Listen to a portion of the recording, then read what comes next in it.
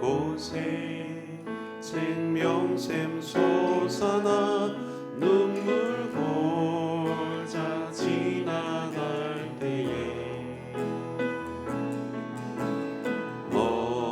멋잖아 열매 맺히고 웃음소리 넘쳐나리라. 이곳에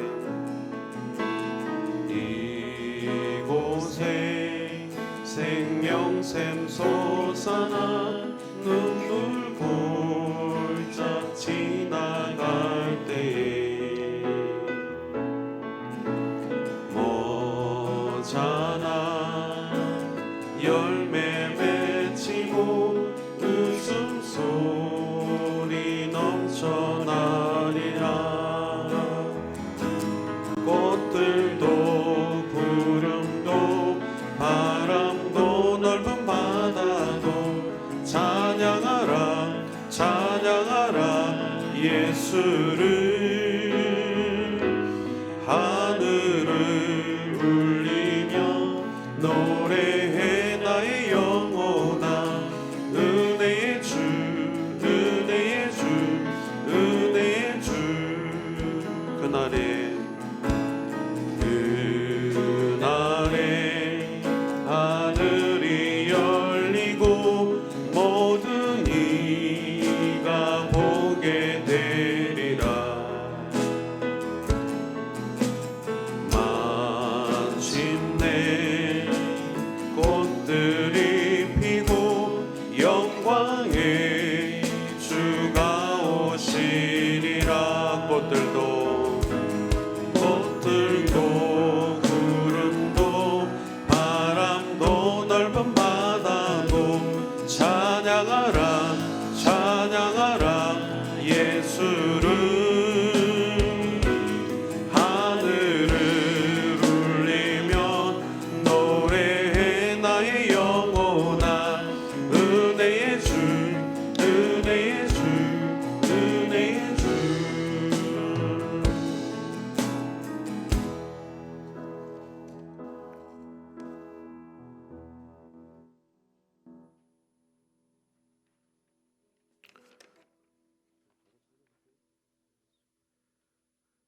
주를 위한 이곳에 예배하는 자들 중에 우리가 찬양 드리겠습니다.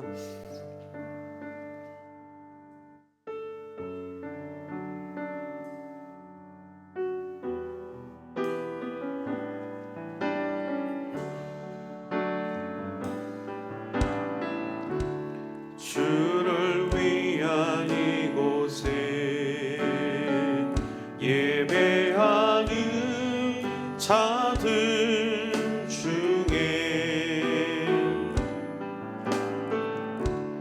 그가 찾는 이 없어 주님께서 슬퍼하시네.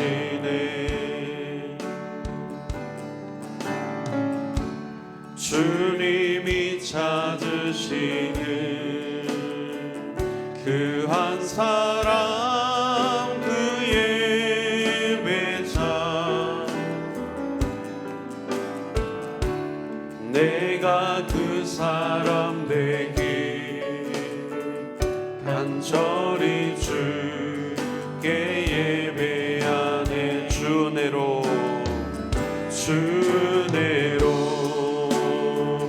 이곳에 서 있네.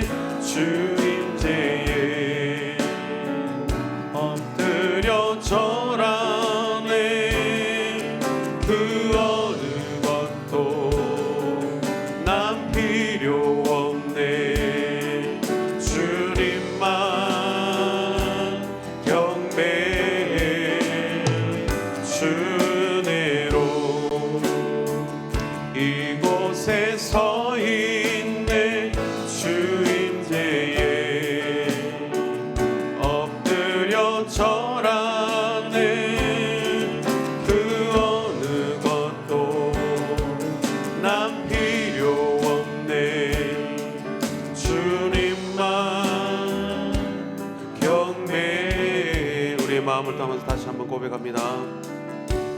주 주를 위한 이곳에 예배하는 자들 중에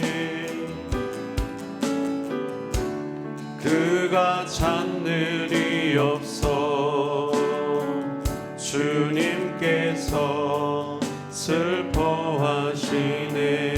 주님이 찾으시는 그 한 사람, 주님이 찾으시는 그 한 사람, 그 예배자.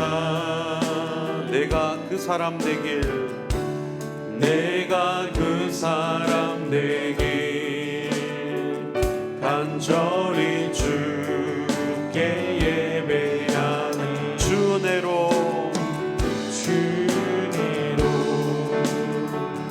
이곳에 서 있네. 주 임재에 엎드려 절하네. 그 어느 것도 난 필요 없네. 주님만 경배해. 주 은혜로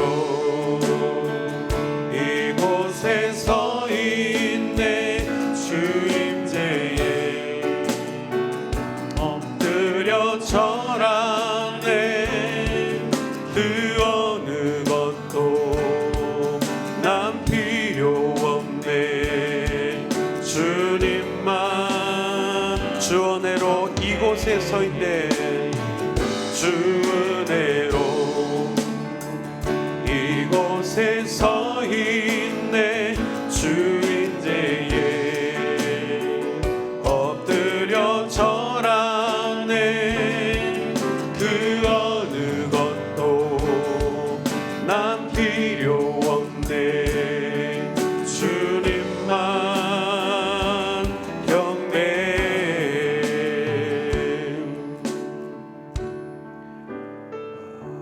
우리가 막 찬양했던 이 가사처럼 주님의 은혜로 제가 이곳에 서 있습니다. 주님의 임재하심을 기대하며 엎드려 예배하기를 원합니다. 주님만 저에게 필요합니다. 다른 무엇 다 필요 없습니다.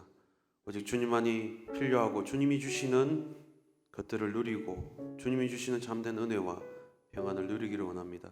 이 시간 우리가 예배 드릴 때 주님 이러한 마음 고백하게 해주시고 이러한 마음으로 살아가는 우리의 삶이 되게 해달라고, 주님만을 온전히 예배하는 예배자가 되게 해달라고 오늘 예배를 위해서 기도하시고 또 말씀을 전하시는 목사님을 위해서 같이 한번 한 1, 2분 정도만 기도하도록 하겠습니다. 기도하겠습니다. 하나님 아버지, 우리가 찬양했던 이 찬양의 가사를 생각합니다. 그 어느 것도 난 필요 없네. 그러나 딱 한 가지, 오직 주님만이 필요합니다. 주님의 은혜만이 필요합니다. 주님의 도우심이 필요합니다. 이 시간도 예배드리는 우리의 심령 가운데 찾아오시고 우리의 찬양했던 이 찬양의 가사의 고백처럼 우리가 주님만 필요합니다. 주님만을 예배하겠습니다. 주님만을 경배하겠습니다. 주님, 우리 예배를 받아 주옵소서. 이곳에 임재하여 주옵소서. 우리가 주님 앞에 우리의 마음을 다하여서 엎드려 예배할 때 주께서 받아주시고 응답하여 주시고 하나님, 예수 믿는 자로서의 삶을 이 살아갈 수 있는 새 힘을 오늘 이 시간 예배를 통하여서 말씀을 통하여서 공급받는 은혜의 시간 되게 도와주옵소서. 말씀을 전하시는 담임 목사님 위에 주께서 함께하여 주시기를 원합니다. 주님의 능력의 말씀이 목사님을 통하여서 선포되어질 때 하나님 아버지, 우리 심령을 울리는 그런 하나님 능력의 말씀으로 우리에게 다가오게 도와주옵소서. 우리의 마음이 찬양을 열리게 도와주시고 열린 마음으로 주님이 주시는 말씀을 받고 기억하며 또 한 주간을 능력 있는 또 하나님 아버지 그리스도인다운 모습으로 한 주간을 살아갈 수 있도록 주께서 역사하여 주시기를 원합니다. 오늘 온전히 드려지는 모든 예배와 또 하나님 아버지 모든 성도들 간의 아름다운 교제의 시간과 하나님의 모든 순서가 주님 보시기에 참으로 칭찬받을 만한 그런 모습들이 되게 도와주시옵소서. 주님, 우리 예배 가운데 임재하여 주시고 받아주옵소서. 은혜와 아니면 살아갈 수가 없네. 호흡마저도 다 주의 것이니 세상 평안과 위로 내게 없어도 예수, 오직 예수뿐이. 우리 고백합시다. 은혜 아니면 살아갈 수 없습니다. 은혜 아니면 살아갈 수가 없네. 호흡마저도 다 주의 것이니 세상 평안과 위로 내게 없어도 예수, 오직 예수뿐이네. 크신 계획 다 볼 수 없고 크신 계획 다 볼 수도 없고 작은 것 안에 지쳐도 주께 묶인 나의 모든 삶 버티고 견디게 하시네. 은혜 아니면 살아갈 수가 없네. 나의 모든 것 다 주께 맡기니 참된 평안과 위로 내게 주신 주 예수, 오직 예수뿐이네. 우리 다시 한번 찬양합시다. 은혜 아니면 살아갈 수 없네. 은혜 아니면 살아갈 수가 없네. 호흡마저도 다 주의 것이니 세상 평안과 위로 내게 없어도 예수, 오직 예수뿐이. 크신 계획 다 볼 수 없고 크신 계획 다 볼 수도 없고 작은 것 안에 지쳐도 주께 묶인 나의 모든 삶 버티고 견디게. 우리 다시 한번 고백합시다. 크신 계획 다 볼 수 없고 크신 계획 다 볼 수도 없고 작은 것 안에 지쳐도 주께 묶인 나의 모든 삶 버티고 견디게 하시네. 은혜 아니면 살아갈 수가 없네. 나의 모든 것 다 주께 맡기니 참된 평안과 위로 내게 주신 주 예수, 오직 예수뿐이네. 초등부를 위해서 백태기 집사님 기도해 주시겠습니다. 유치부를 위해서 먼저 기도하겠습니다. 유치부를 위해서 이재호 선생님 기도해 주시겠습니다. 기도드리시겠습니다. 사랑의 하나님, 오늘도 우리를 사랑하사 주님의 전에 나올 수 있게 해주시고 주님을 찬양하며 예배드릴 수 있게 해주심에 감사드립니다. 한 주간 고되었던 삶을 이겨낼 수 있게 해주시고 다가올 삶 또한 이겨낼 말씀을 주시니 또한 감사드립니다. 다만 우리가 이 예배 자리에 나올 때 이 예배가 나의 만족과 유익을 채우는 예배가 아닌 하나님을 온전히 높이며 그 가정 가운데에서 참된 평안과 안식을 누리는 예배가 될 수 있게 도와주세요.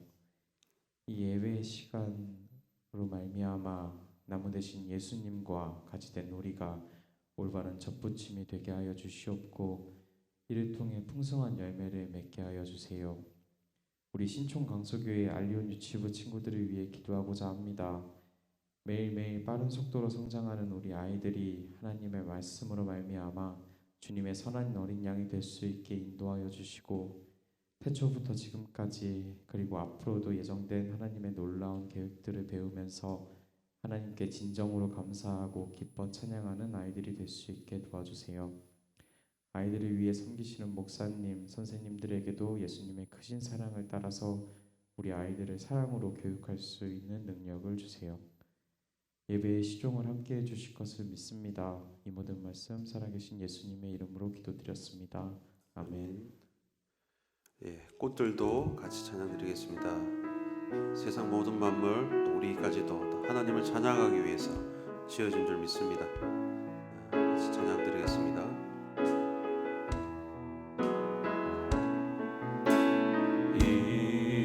이곳에 생명샘 솟아나 눈물 골짝 지나갈 때에 너잖아 열매 맺히고 웃음소리 넘쳐나리라. 이곳에 생명샘 솟아나 이곳에 생명샘 솟아나 눈물 골짝 지나갈 때에 너잖아 열매 맺히고 웃음소리 넘쳐나리라. 꽃들도 구름도 바람도 넓은 바다도 찬양하라 찬양하라 예수를. 하늘을 울리며 노래해 나의 영혼아 은혜의 주 은혜의 주 은혜의 주. 우리 다시 한번 찬양 드리겠습니다. 이곳에 생명샘 솟아나 눈물 골짝 지나갈 때에 너잖아 열매 맺히고 웃음소리 넘쳐나리라. 꽃들도 구름도 바람도 넓은 바다도 찬양하라 찬양하라 예수를.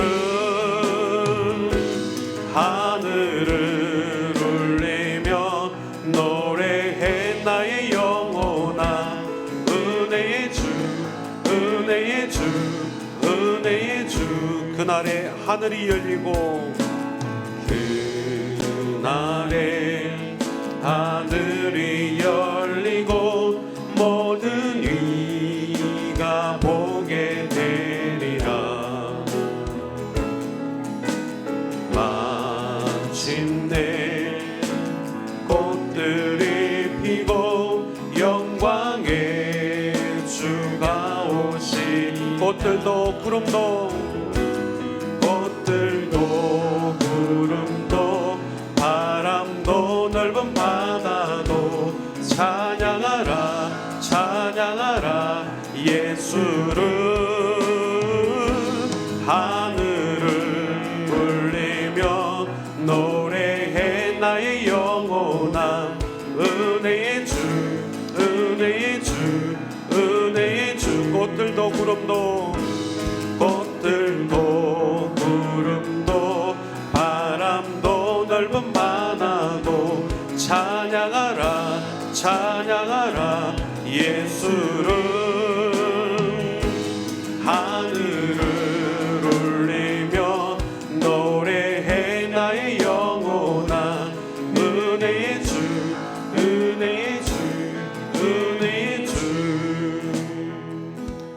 꽃들도 구름도 바람도 넓은 바다도 찬양하라 찬양하라 예수를. 하늘을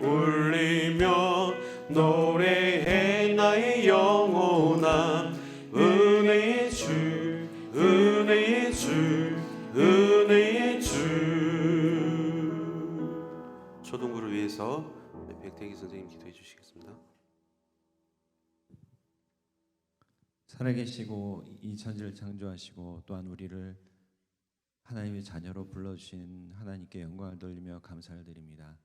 우리가 하나님께 드릴 수 있는 것은 오직 감사와 기도뿐임을 다시 한번 고백합니다. 우리가 매일매일 살아가는 하루하루를 하나님께서 생명으로 다시 일어나게 하시고 이 세상을 보게 하시고 살아가게 하시니 그 은혜 감사합니다. 우리가 깨닫든 깨닫지 못하든 하나님께서 우리의 호흡을 지켜주시고 우리의 발걸음을 지켜주심을 또한 감사드립니다. 아버지 하나님, 그러한 은혜 가운데 살면서도 그 은혜를 깨닫지 못하고 또한 깨닫는다고 할지라도 또한 감사하지 못하는 때가 너무나 많음을 또한 고백합니다. 하나님, 연약한 우리를 불쌍히 여겨주시고 하나님께서 다시금 하나님의 말씀으로 또한 하나님의 성령으로 일어나게 하시고 다시금 회개하게 하시고 다시금 회복하게 하시니 또한 다시 한번 감사드립니다. 하나님, 이 시간 초등부를 위해 기도합니다. 살아계신 하나님께서 우리 여러 초등부 아이들을 이 신촌강소에게 불러주시고 하나님의 말씀을 듣게 하시고 하나님의 은혜와 하나님의 사랑으로 양육되게 하시니 감사드립니다. 아버지 하나님, 또한 어제 초등부 가을 소풍도 무사히 잘 은혜 가운데 마치게 하시니 그 은혜에 또한 감사드립니다. 하나님, 우리 하나님 아버지께서 우리 초등부에게 맡겨주신 사명, 우리 초등부 교사들과 교육자들과 함께 이루어 나가기 위하여 노력합니다. 하나님, 그러나 우리의 모든 노력과 애씀에도 불구하고 여전히 부족함을 또한 고백합니다. 하나님, 하나님의 은혜와 하나님의 사랑이 우리 초등부 가운데 더욱더 넘쳐날 수 있도록 도와주시옵소서. 하나님의 말씀이 넘쳐나며 하나님을 찬양하는 목소리와 하나님을 높이는 우리의 율동이 넘쳐날 수 있도록 도와주시고 그 넘쳐남으로 인하여 많은 믿지 않는 다른 초등부 어린아이들이 이 신촌강소교회로 몰려올 수 있도록 하나님 인도하여 주옵소서. 우리의 초등부 올해 배가 운동의 목표를 가지고 있으나 하나님 쉽지 않습니다. 하나님, 우리가 더욱더 눈물로 기도할 수 있도록 도와주시고 이를 위하여 더욱더 애쓰는 우리가 되도록 하나님 인도하여 주시옵소서. 아버지 하나님, 강소교회 신촌강소교회 초등부의 모든 교사들을 세우셨사온데 하나님께서 세우신 교사들 하나님의 은혜로 더욱더 일 잘 감당할 수 있도록 도와주시옵소서. 직장 가운데 바쁜 가운데서도 하나님의 어린 영혼 맡기신 어린 영혼들을 위하여 애쓰는 교사들을 더욱더 기억하여 주시고 축복하여 주시고 하나님의 은혜와 사랑 가운데 이 모든 일을 잘 감당할 수 있도록 도와주옵소서. 하나님, 더욱더 많은 교사가 필요합니다. 더욱더 많은 아이들을 받아들이기 위하여 우리 교사가 먼저 준비되어야 할 줄 압니다. 하나님, 우리가 말씀으로 또한 기도로 준비된 교사들이 될 수 있도록 도와주시고 준비된 교사와 더욱더 초등부에 합류할 수 있도록 도와주옵소서. 우리 초등부를 이끌어가는 김우 목사님 하나님께서 굳게 붙들어 주시고 좌로나 우로나 치우치지 아니하며 하나님이 주신 담대한 말씀을 따라서 담대하게 우리 초등부를 이끌어 나가는데 아무런 어려움이 없도록 도와주옵소서. 하나님, 오늘 예배 하나님께서 받아주실 줄 믿습니다. 또한 말씀 전하실 우리 목사님 하나님의 성령으로 붙들어 주시사 하나님의 말씀을 전하실 때 놀라운 은혜의 역사가 우리 가운데 임할 수 있도록 인도하여 주옵소서. 예배 마친 시간까지 하나님께서 홀로 영광 받으실 줄 믿사오며 예수님의 이름으로 기도드렸습니다. 아멘. 사도신경으로 우리의 신앙을 고백하겠습니다. 나는 전능하신 아버지 하나님 천지의 창조주를 믿습니다. 나는 그의 유일하신 아들 우리 주 예수 그리스도를 믿습니다. 그는 성령으로 잉태되어 동정녀 마리아에게서 나시고 본디오 빌라도에게 고난을 받아 십자가에 못 박혀 죽으시고 장사된 지 사흘 만에 죽은 자 가운데서 다시 살아나셨으며 하늘에 오르시어 전능하신 아버지 하나님 우편에 앉아 계시다가 거기로부터 살아있는 자와 죽은 자를 심판하러 오십니다. 나는 성령을 믿으며 거룩한 공교회와 성도의 교제와 죄를 용서받는 것과 몸의 부활과 영생을 믿습니다. 아멘. 주의 손에 나의 손을 포개고 잠들었습니다.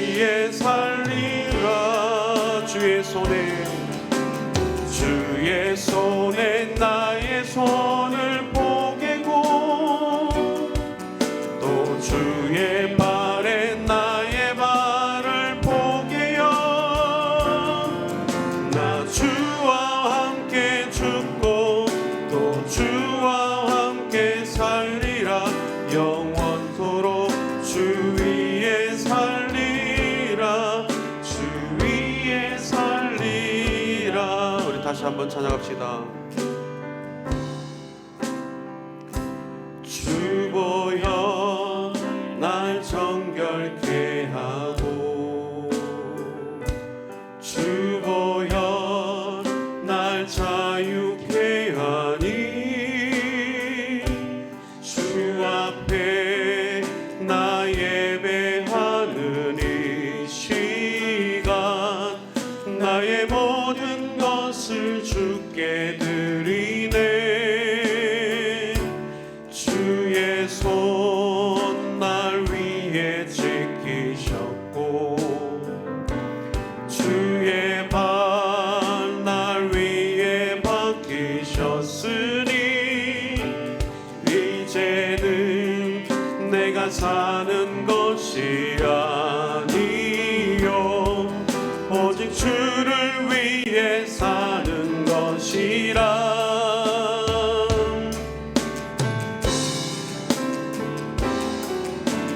주의 손에 나의 손을 보내고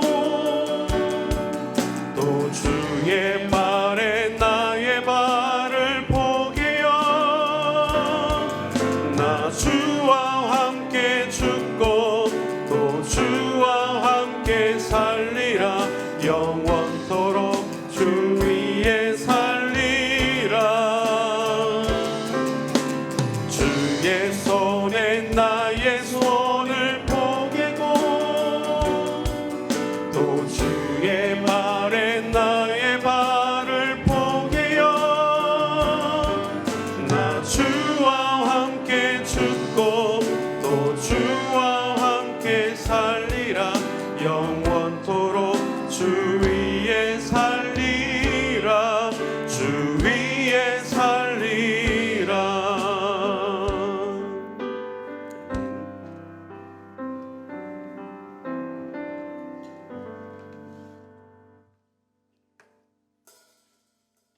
에스겔 20장입니다.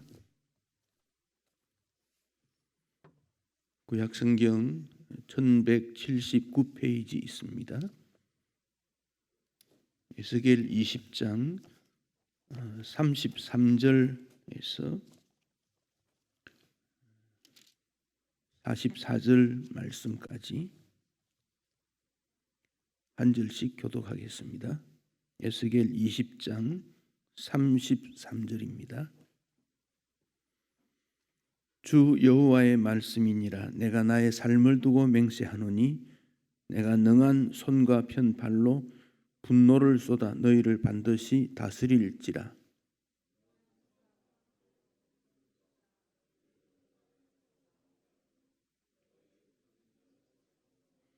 너희를 인도하여 여러 나라 광야에 이르러 거기에서 너희를 대면하여 심판하되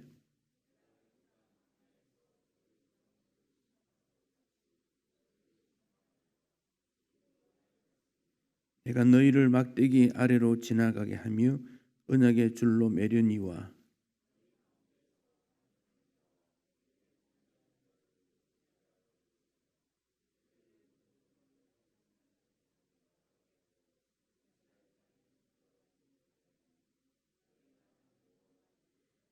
주 여호와께서 이같이 말씀하셨느니라. 이스라엘 족속아 너희가 내 말을 듣지 아니하려거든 가서 각각 그 우상을 섬기라. 그렇게 하려거든 이후에 다시는 너희 예물과 너희 조상들로 내 거룩한 이름을 더럽히지 말지니라.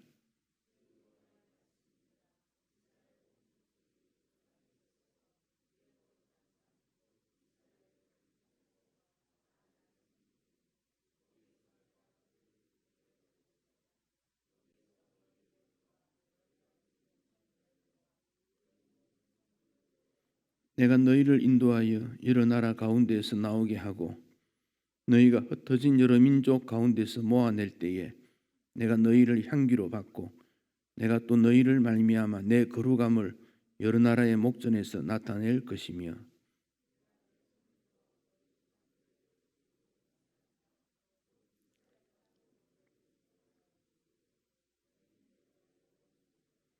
거기에서 너희의 길과 스스로 더럽힌 모든 행위를 기억하고 이미 행한 모든 악으로 말미암아 스스로 미워하리라.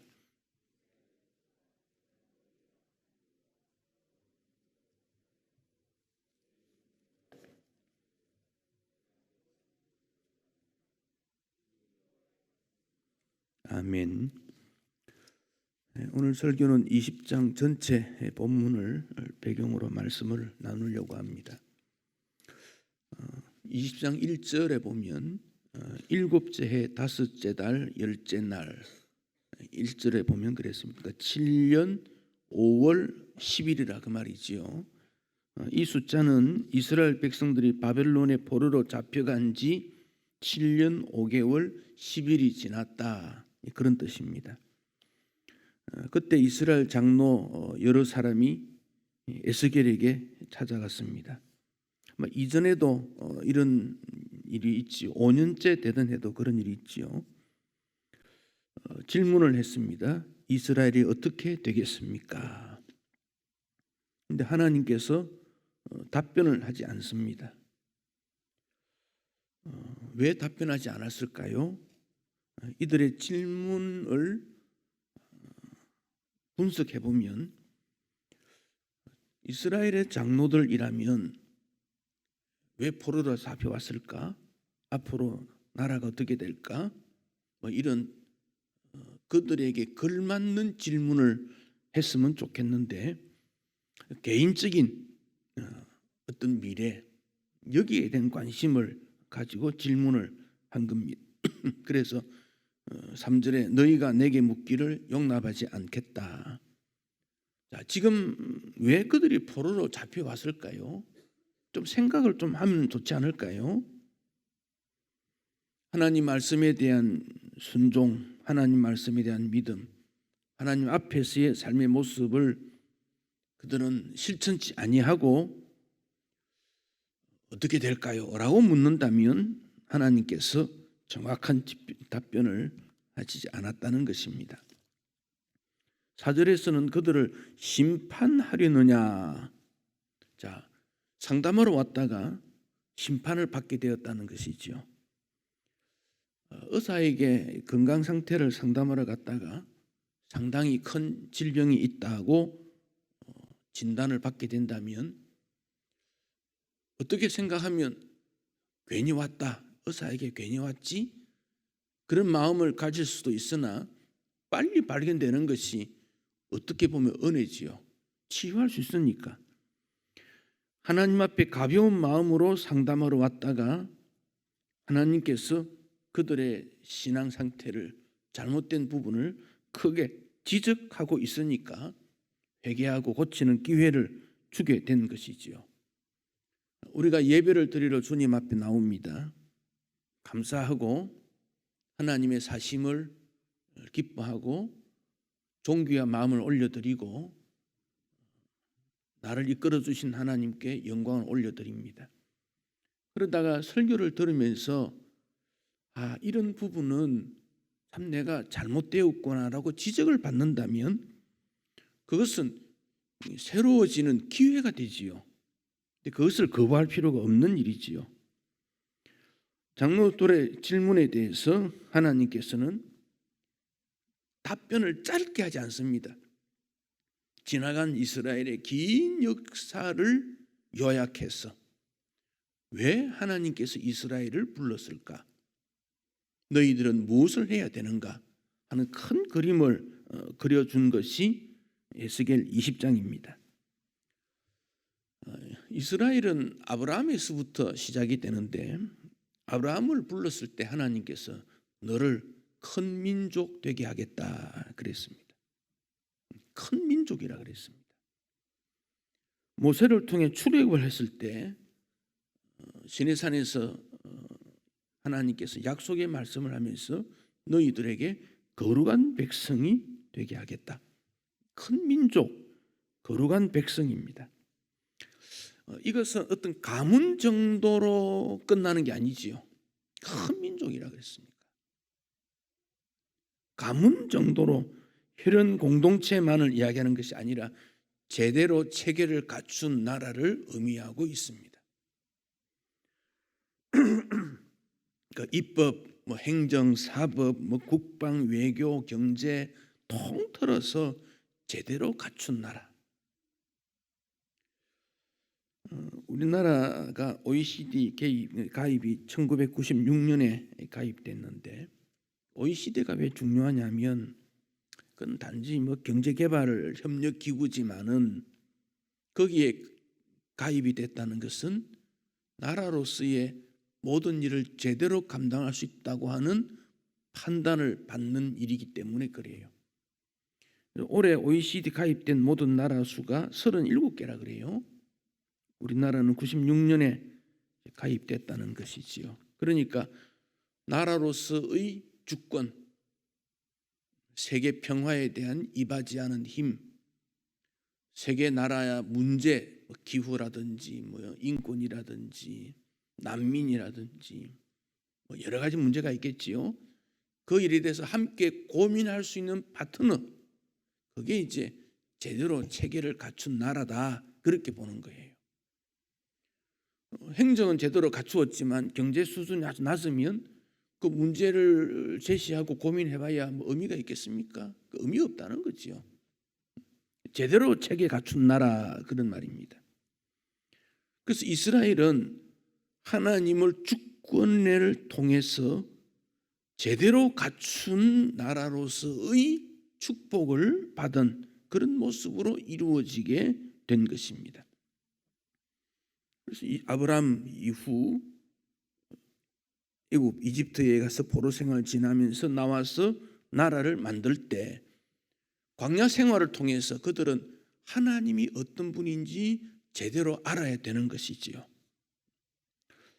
그런데 가나안 땅에 들어와서 팔레스틴 땅에 들어와서 생활할 때 하나님이 어떤 분인지 모세를 통해 신명기에서 계속 말씀을 주었고 이스라엘의 역사를 통해서 전쟁과 평화를 통해서 하나님이 어떤 분인지를 알게 했지만은 이스라엘 백성들은 잘 몰랐다는 거죠.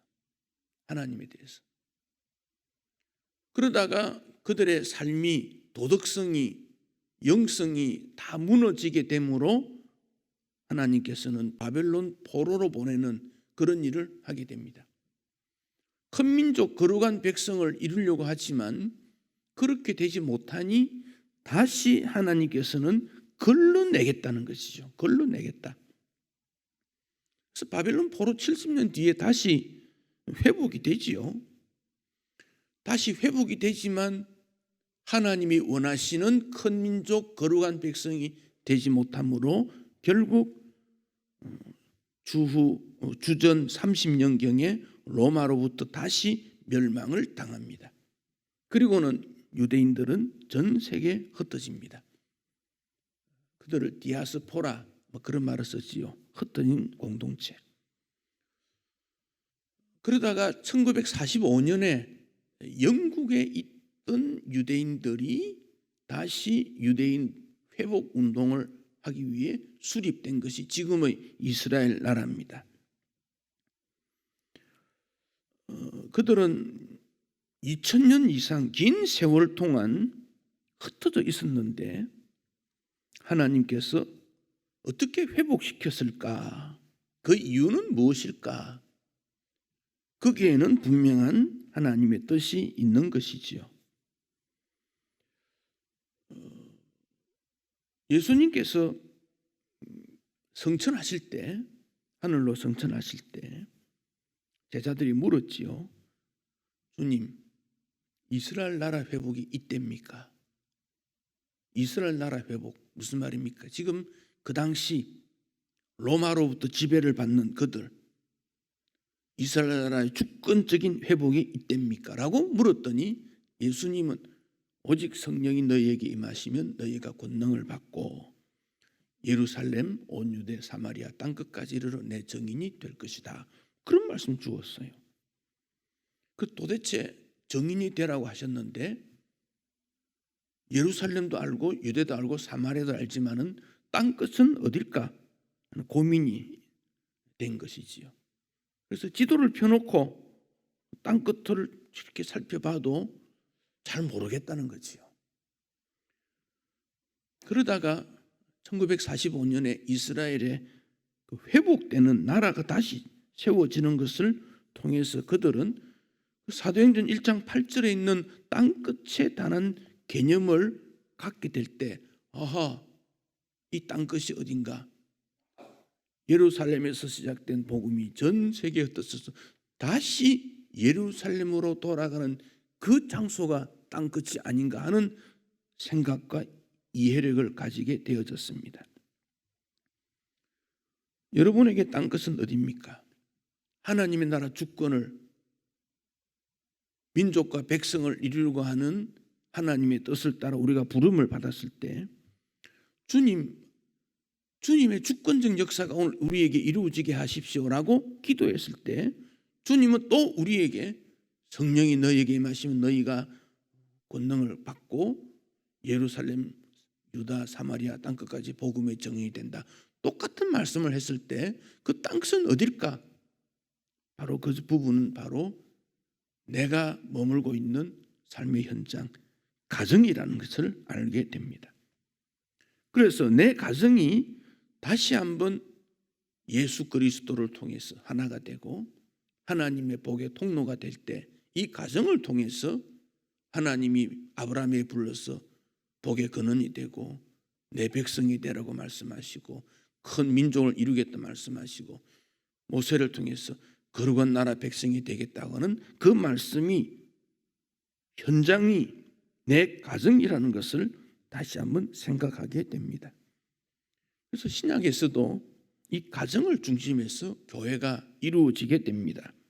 마가다락방 예루살렘 교회, 루디아 빌립보 교회, 빌레몬 골로새 교회, 디도 유스도 고린도 교회, 아굴라와 브리스길라의 가정을 통해서 로마 교회가 세워지게 됩니다.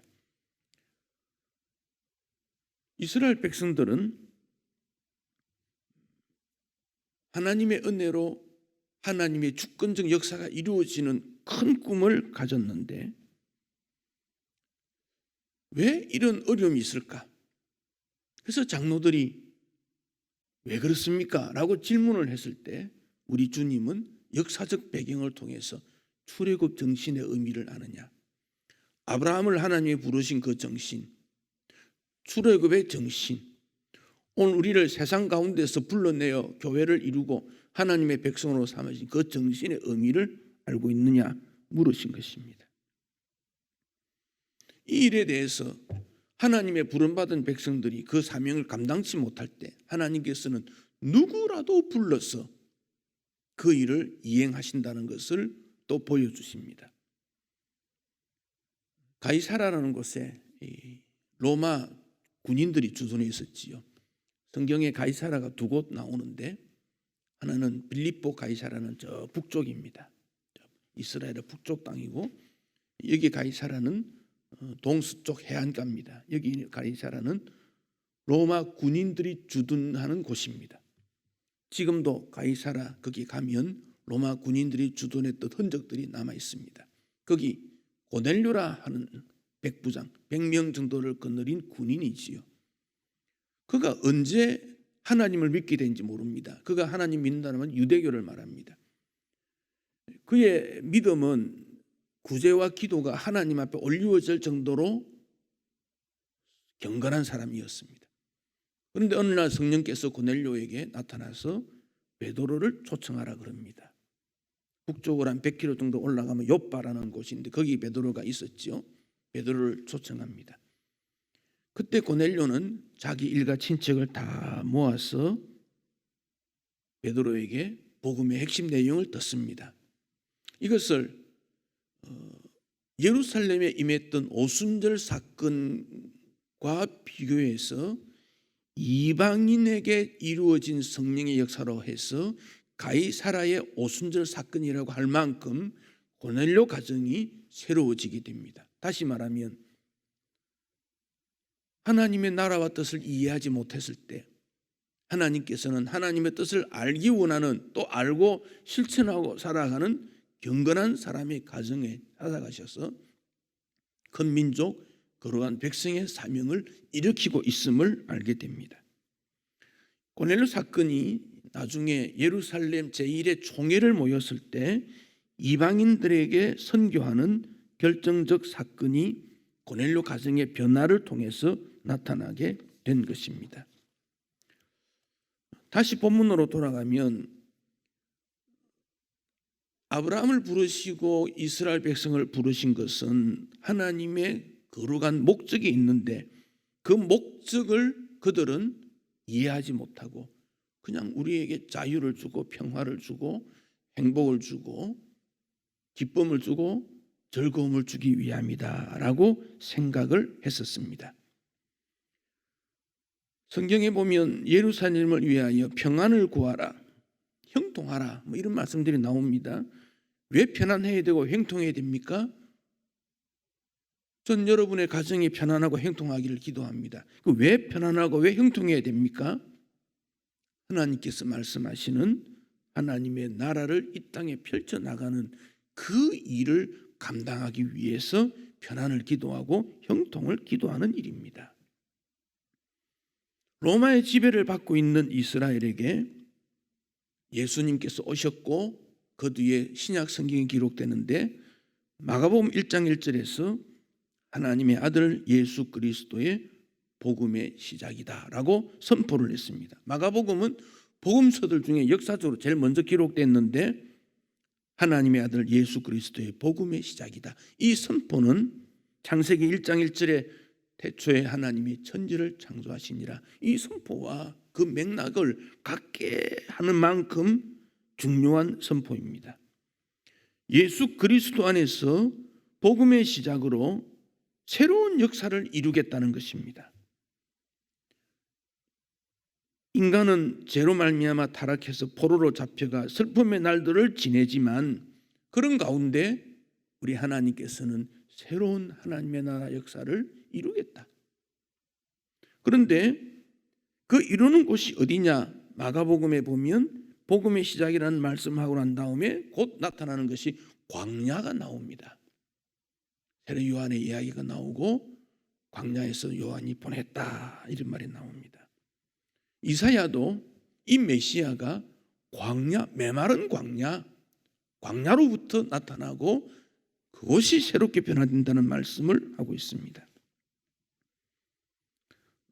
성경을 배경으로 한 팔레스타인과 지중해 주변 나라들의 여행을 하게 되면 감격스럽습니다.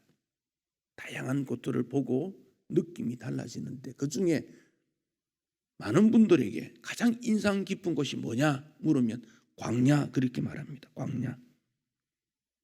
베들레헴의 겸손을 의미하는 의미도 있고 예수님의 수많은 기적을 일으킨 갈릴리 주변, 예루살렘에서부터 골고다 올라가는 예수님의 순환받는 슬픔의 길, 여러 곳이 인상적이지만은 가장 중요한 것은 광야라 그리 말합니다.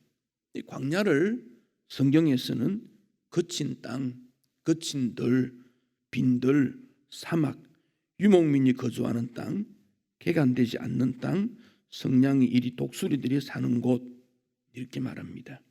비가 거의 오지 않고 식물이 거의 자라지 못하는 돌투성이 황무지, 황야 이런 곳이지요. 그 광야 중에 예수님이 시험 받으셨던 유대 광야는 올라가면 어지러울 정도로 주변에 나무 간도 없고 또 위태한 낭떠러지도 있고 그렇습니다. 그래서 다윗은 이곳을 사망의 음침한 골짜기라 그리 말했고 아골골짝, 고통의 골짝 그렇게도 말합니다.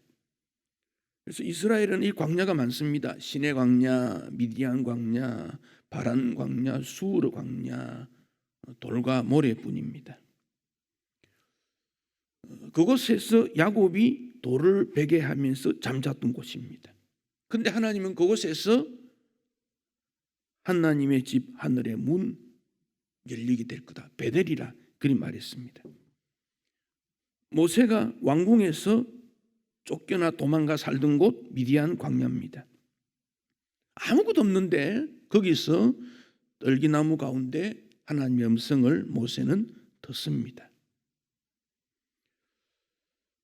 호세아 2장 15절에서는 아골 골짜기로 소망의 문을 삼는다는 말씀을 있습니다.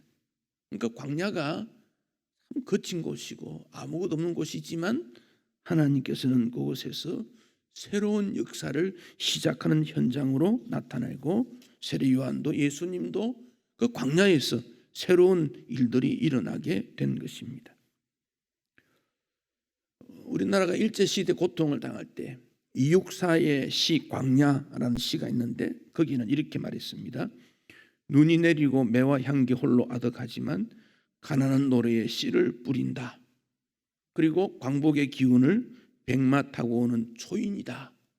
광야라는 곳은 다시 시작하는 그 시점, 현장을 제시하고 있습니다. 민족의식을 바탕으로 든든한 구조적인 작품이다. 그 후대 이런 해설을 하는 사람들도 있습니다. 저항한다. 현 시대를 깨뜨려서 새로운 모습에 도전하는 시다. 그렇게도 말합니다. 근데 이육사의 시 광야는 이 광자를 밝은 광자 한문을 썼습니다. 아무도 없는 곳이지만 그곳에 하나님이 계시는 곳, 밝을 광야다. 그리 말했습니다. 근데 이스라엘 백성들을 애굽에서 불러낼 때 광야로, 바벨론으로 불러낸 이 전부가 광야라는 겁니다. 광야. 이 광자가 한문으로 텅 비었다는 의미도 있지만 그 텅 빈 광점이 있던 나를자 붙으면 밝을 광자가 됩니다. 그 광자를 어떻게 해석하에 따라 의미가 달라질 수 있습니다. 이 광야라는 말의 히브리 말이 미드바르 신명기 있는 겁니다. 미드바르에서 다바르라는 말이 나오는데 다바르 뜻은 하나님 말씀 듣고 순종하는 곳입니다.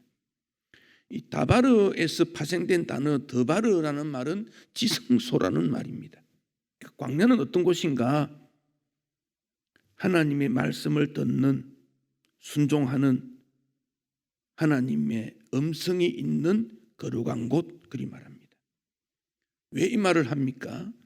지금 이스라엘의 장로들은 하나님, 우리 앞날 어떻게 됩니까? 물었습니다. 우리 후손은 어떻게 됩니까? 물었습니다. 그랬더니 에스겔을 통해서 주신 하나님의 말씀은 애굽 땅에서 그들에게 나타나서 내가 너희에게 여호와 하나님이라고 말했는데, 그리고 하나님의 능한 손과 편팔로 너희를 다스렸는데 지금 나는 너희들을 분노함으로 다시 다스리겠다. 그러나 하나님의 능한 손과 편팔로 흩어진 여러 너희들을 다시 모으는 일을 할 것이다. 바로 이 내용이 에스겔 20장의 내용입니다.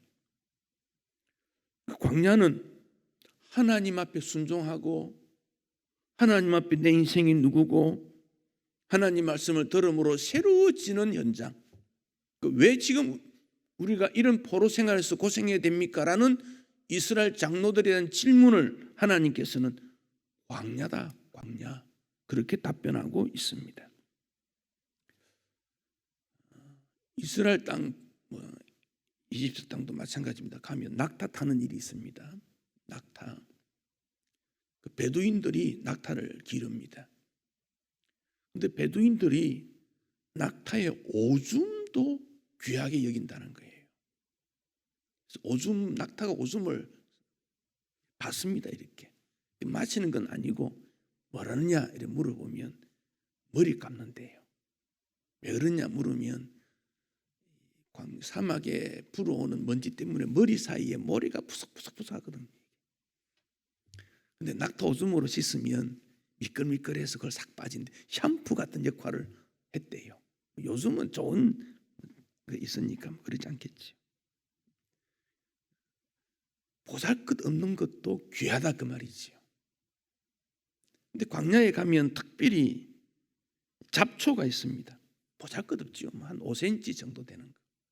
근데 이런 것들을 뽑아보면 안 뽑혀요. 날카로운 돌이나 무엇으로 땅을 이렇게 파내면 뾰족한 돌로 땅을 펴면 뿌리가 나오는데 그 뿌리가 굉장히 깊습니다. 그 풀을 먹고 자란 염소는 최고의 보약이라고 합니다. 광야에서 자라는 작은 풀, 볼품없지만 거친 돌밭을 뚫고 억센 생명력을 가지고, 광야에서는 낮밤에 기온차이 생기는 이슬밖에 없는데 그런 나쁜 조건 가운데서도 가장 강인한 모습으로 그들은 살아났다는 것입니다. 야곱, 모세, 선지자들, 하나님의 나라가 무너졌을 때 광야에서 그들은 새롭게 시작을 하게 됩니다. 바울도 복음을 받아들인 다음 아라비아로 갔다, 광야로 갔다, 그런 말입니다. 지금 한국 교회는 다시 이런 광야가 필요하지 않는가 생각을 해봅니다. 왜 아브라함을 불렀고 애굽에 있는 이스라엘 백성을 부릅니까? 순수한 신앙으로 하나님만 섬기라, 그게 목적입니다. 그래서 세례 요한은 광야에서 외치는 자의 소리다. 광야로 가야 말씀을 들을 수 있습니다. 오늘 우리의 신앙이 굉장히 혼탁할 수 있어요. 세상 복잡합니다. 너무 시끄럽고요. 이럴 때 우리의 신앙을, 내 앞길을, 내 장래를, 현재 나의 모습을 어떻게 분석하고 무엇으로 해석합니까? 광야로 가서 하나님 말씀 앞에 나 자신을 세울 때 하나님이 누군지, 어떤 분인지, 나는 어떤 신앙생활을 해야 되는지를 알게 됩니다. 광야는 하나님이 주시는 만나를 먹습니다. 하나님이 반석에서 주시는 물을 마십니다. 만나를 살짝 모아두었더니 그 다음날 썩어버렸습니다. 불신앙이었습니다. 오직 하늘밖에 보이지 않습니다. 귀를 열어서 주의 음성을 들어야 되는 연단의 장소이기도 합니다. 혹 여러분 중에 지금 그런 삶에 있다면 광야에 가서 다시 하나님을 만나시면 좋겠어요. 그래서 이스라엘은 두 개의 출애굽이 있습니다. 애굽에서 나왔을 때를 출애굽이라고 합니다. 바벨론의 포로로 잡혀갔다가 돌아오는 것, 이것도 출바벨론이지만 출애굽적 정신이기 때문에 출애굽이라는 표현을 합니다. 제2의 출애굽, 그렇게 말합니다. 제1의 출애굽이든 제2의 출애굽이든 혹은 제3의 출애굽이든지 그 핵심의 내용은 오직 하나님이다, 오직 믿음이다, 오직 말씀이다, 오직 순종이다. 그 핵심입니다. 간단합니다. 이스라엘의 애굽에서 나올 때 남자의 수만 60만 3,550명이었습니다. 그런데 바벨론에서부터 돌아갈 때는 1차 스룹바벨을 통해서 돌아온 자가 49,897명, 약 5만 명보다 적습니다. 두 번째 에스라를 통해 나타났을 때 1,754명, 약 2,000명입니다. 3차 느헤미야를 통해 귀국할 때는 성경의 숫자가 나와 있지 않습니다. 출애굽 때는 약 남자만 60만이 넘었는데 바벨론에서부터 돌아갔을 때는 성경이 기록되기는 한 5만 2천여 명. 느헤미야 때는 얼마인지 모릅니다. 그러니까 60만에 비교하면 숫자가 적다는 것이지요. 그러면 이스라엘 역사는 어떻게 됩니까? 결국 이스라엘은 명맥만 유지하다가 사라지게 됩니다. 그러나 선지자들을 통해서 주님 주신 말씀은 그래도 남은 자는 돌아온다. 남은 자는 돌아온다. 그래서 역사 그래프를 통해서 믿는 자가 점점 줄었지만 예수님이 오실 때는 정말 손꼽히는 사람들 뿐이었는데 하나님의 나라가 다시 시작되는 그런 결과를 보게 됩니다. 40절 뒷부분에 보면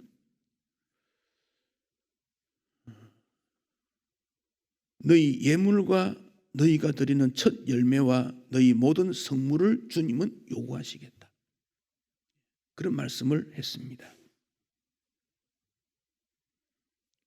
하나님 주시는 그저 은혜에 감사해서 우리는 첫 열매,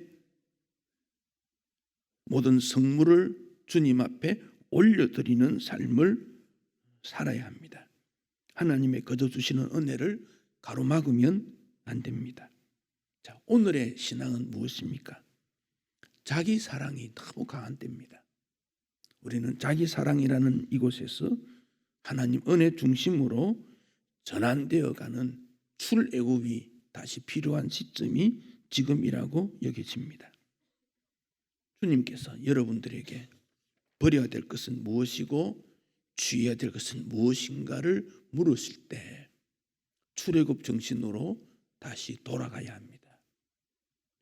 그래야 하나님 말씀 듣고 순종해서 다시 사는 역사가 진행되게 될 것이고, 그 일을 주님께서는 하나님의 이름으로 이루시겠다.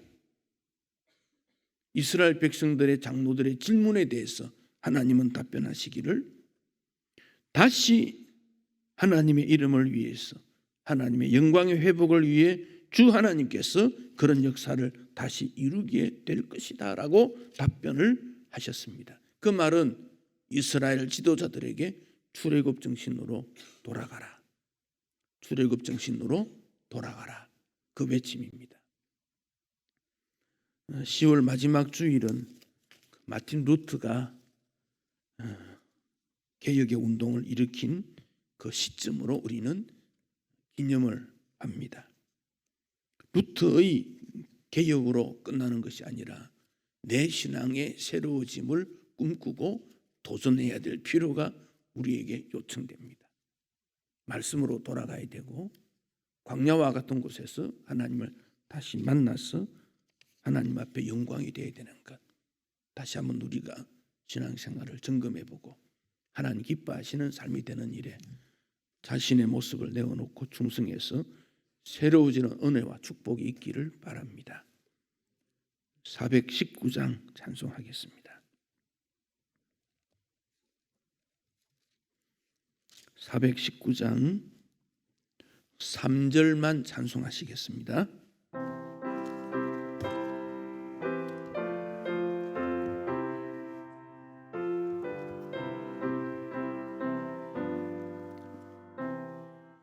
주 날개 밑 참된 기쁨이 있네.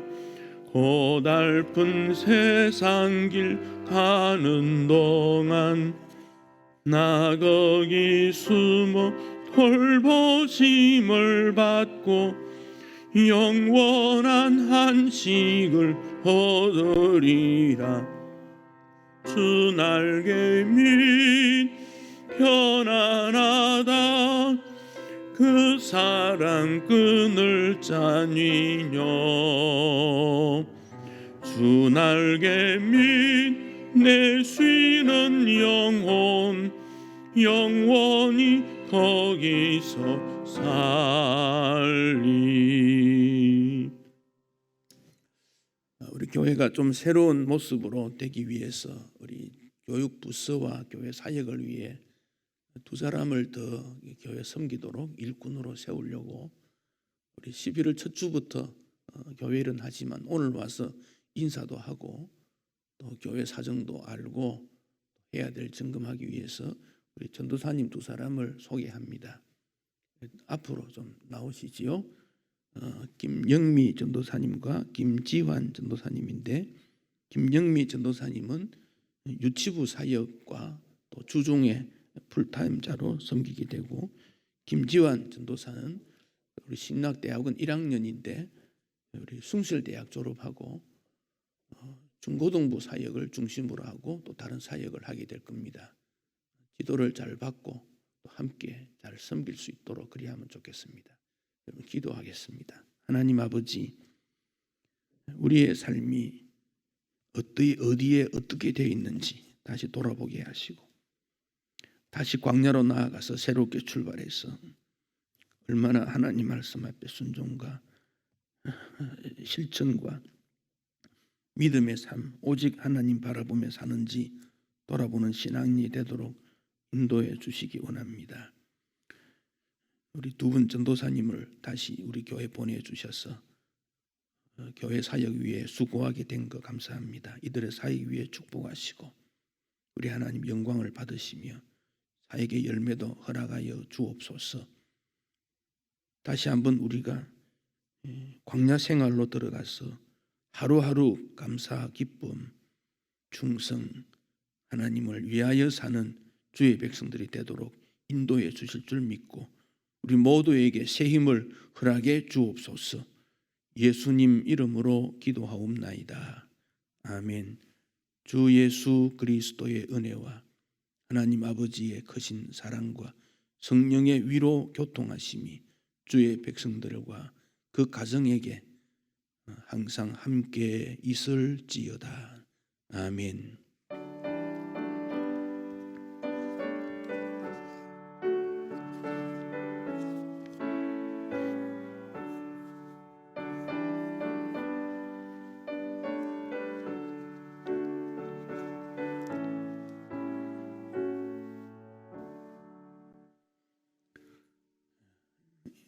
여러분 인사할 때 한번 격려해 주시면 감사하겠습니다. 격려. 고맙습니다.